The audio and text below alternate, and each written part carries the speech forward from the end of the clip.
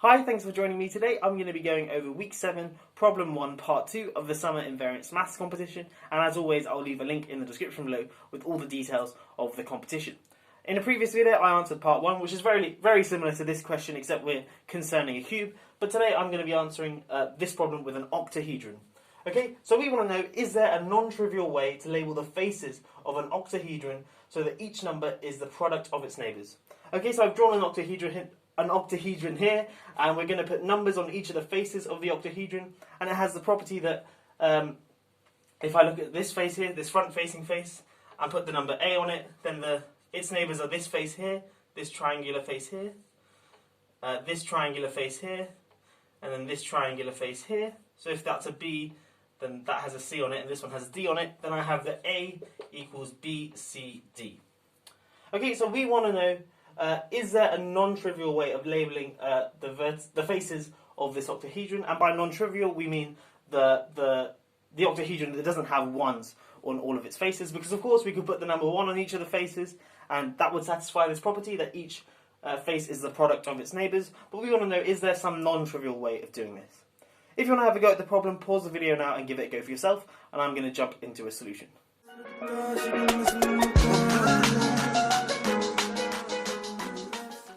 Okay, so the answer to this problem is yes, there is in fact a non-trivial solution. Now of course I could just write down a non-trivial solution and say, yep, that's the end of the video, but I thought I'd make this a bit more interesting and first prove that there must exist some non-trivial solution, and then I'm going to prove or give a counterexample. Okay, firstly I'm going to start talking about something that may seem a bit unrelated, but you'll see where it comes into the solution in just a second. I'm going to be talking about adjacency matrices. Okay, so what is an adjacency matrix?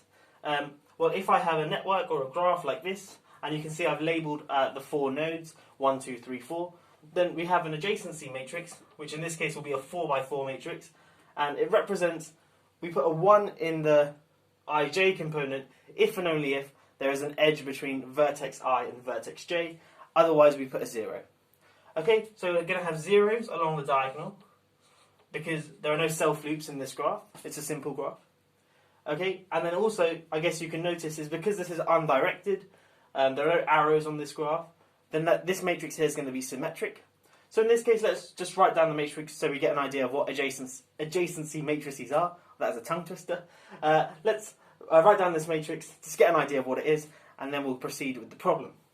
Okay, so vertex 1, well that's got an edge between 2, 3 and 4, so we put a 1 in each of these components there. Now let's look at 2. 2 is connected to 1, 4, but not 3, so it has a 1 in the first component, a 0 in the third component because it's not connected to 3, and a 1 in the fourth component. Great. Now let's look at 3. Well, 3 is only connected to 1, so we put a 1 there, and then zeros elsewhere. And we look at 4. 4 is only connected to 1 and 2, but not 3, so we put a 1 there, and a 0 there. Okay, and you can also see that it's a nice and symmetric matrix. Okay, so that's what an adjacency matrix is. I'm going to get back onto this in just a second, but let's start again with the problem, and I'm going to look at a cube in a bit more detail, and then we'll see where adjacency matrices come into all of this, and then we can prove that there must exist a non-trivial solution. Okay, so I've drawn a cube on the whiteboard here to just exemplify what I'm going to do, and then we'll generalise to, in fact, any polyhedron, and then we'll look at the particular case of the octahedron, which is the problem we're looking at today. Now, in the previous video, I showed that if we have the same problem but with a cube, there is only the trivial solution as a solution. There are no non-trivial solutions. Okay, but in this video, I'm going to sort of be proving it in a different way, and then we're going to use the way in which I prove it to prove that an octahedron must have a non-trivial solution. Okay, so I've got a cube here, and I've labelled each of the faces here x1, this one here x2, the bottom one x3, this one here x5, this front one x4, and the back one x6. Okay, and remember it's got the property that each face is the product of its neighbours, so we can write down some equations, and in fact we can write down 6 equations. So let's look at x1 for example. x1 is the product of its neighbours, so it's x2 times x4 times x5 times x6. Okay, let's do the one for x2. x2 is the product of its neighbours, so it's times x4 times x3 times x6 times x1.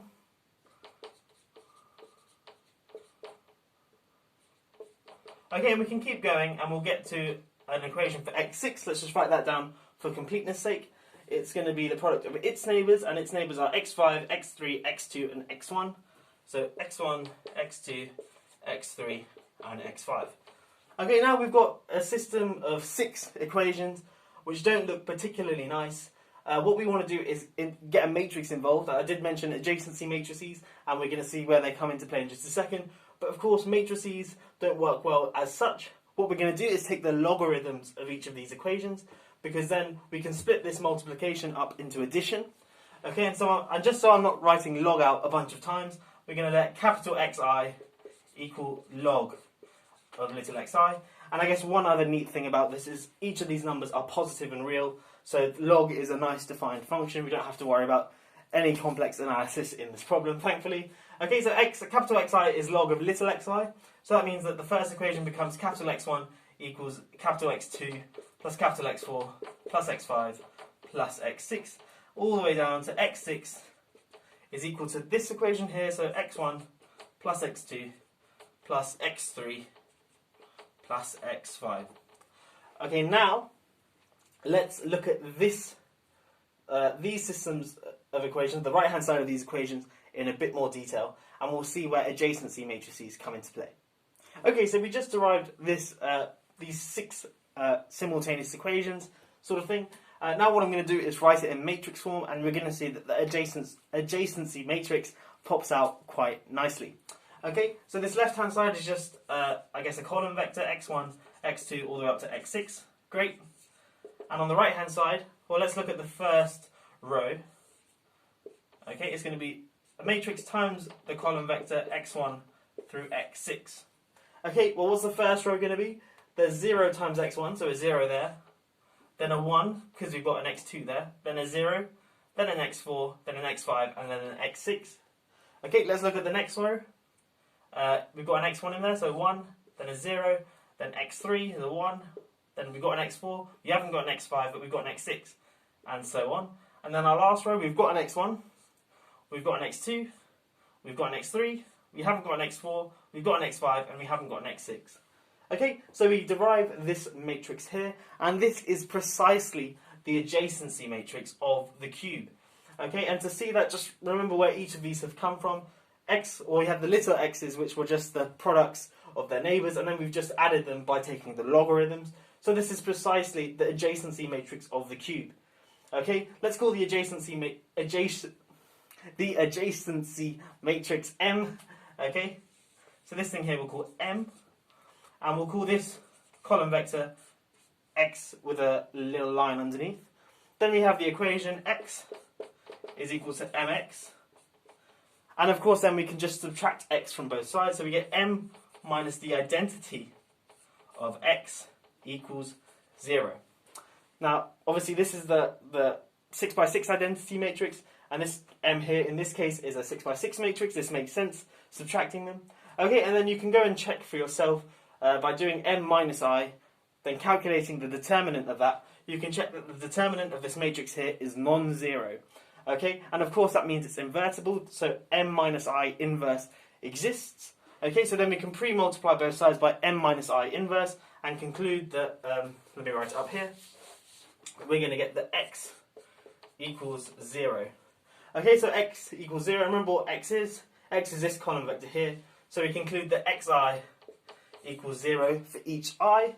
But xi, remember, was log of xi, of little xi. So then that, of course, means that little xi must be 1. Okay, and then we result in the thing that we had in the first case, where little xi equals 1, i.e. there's only the trivial solution. But this is for a cube, and now we want to do a similar thing for an octahedron. This was just to exemplify what we're going to do, but I'm going to skip all the intermediate steps for an octahedron and just skip to this last bit here. So we're still going to have an m minus I, but remember the m for the adjacency matrix for an octahedron will be slightly different. Okay, so I've drawn on an octahedron here with 8 faces, of course. x1, x2, x3, x4 at the back, x5 on this left here, x6 up the front, x7 here, and x8 right at the back at the bottom there. Okay, and I've drawn on the adjacency matrix representing each of the faces. So, of course, x1 represents face 1, x2 represents face 2, and so on. Okay, so let's look at the first row, for example, just to check. So x1 is of course not connected to itself. It's not adjacent to itself, but it is adjacent to x2 because x1's there, x2's there. It's not adjacent to x3, but it is adjacent to x4 because x4's at the back there. It is adjacent to x5, which is just there, and it's not adjacent to anything else. Okay, so I've drawn out this adjacency matrix already. Now remember before what we did with the cube is we resulted in this equation m minus I times x equals 0. Okay, where capital X here is the column vector, x1, x2, all the way up to x, in our case will be 8, and where each capital X simply represents log little xi. Okay, so m minus I here times x equals 0. Now in the case of the cube, I mean I didn't check it, but I stated it, and you can check yourself that m minus I was invertible. However, if you do it in this case, you do this matrix here, minus I, which will just essentially turn all the zeros along the diagonal into -1, and you check that, that actually has determinant 0. Now, I personally am not too clued up on determinants and determinant tricks, so perhaps there is a way to just look at this and use some facts, maybe the symmetry of it and whatnot, and the fact that there are a bunch of zeros and the other terms will just be 1 or -1, to perhaps evaluate this determinant, but you can just shove it in an online calculator, and that's what I did, to check that the determinant of m minus I is 0.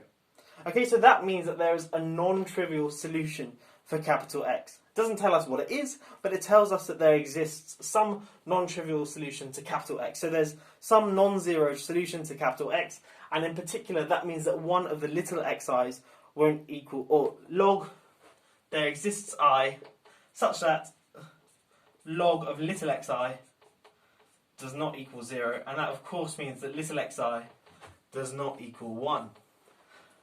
So that means that we've got a non-trivial solution, or at least that means that there exists one. Okay, so that actually solves a problem, but I thought just for completeness sake, let me throw a counterexample for you. I'll just state it's a counterexample, and you can go through checking that the products of each of the faces, or the product of any take any face, and you look at the product of its neighbours, and you get the same number. Okay, so let me write down a counterexample for you. Okay, so here is one counterexample. I've got the same octahedron, labelled the faces, and these are the numbers that you shove in. I think it would be quite boring if I just verified that it works, but if you want, pause the video, check it yourself. But I guess one interesting property is firstly that a counterexample exists, and actually you can, if you go back to the last stage, that the fact that there exists one x, capital X, non-trivial capital X, which satisfies that equation, there are actually infinitely many. And in fact, you can raise each of these numbers to some n, and you get the same property. So if I do x1 and raise each of these to the n, where n is any natural number you want, then if you use this as your equation set, it will be a valid solution to this problem as well. So in fact, there are infinitely many solutions to this problem.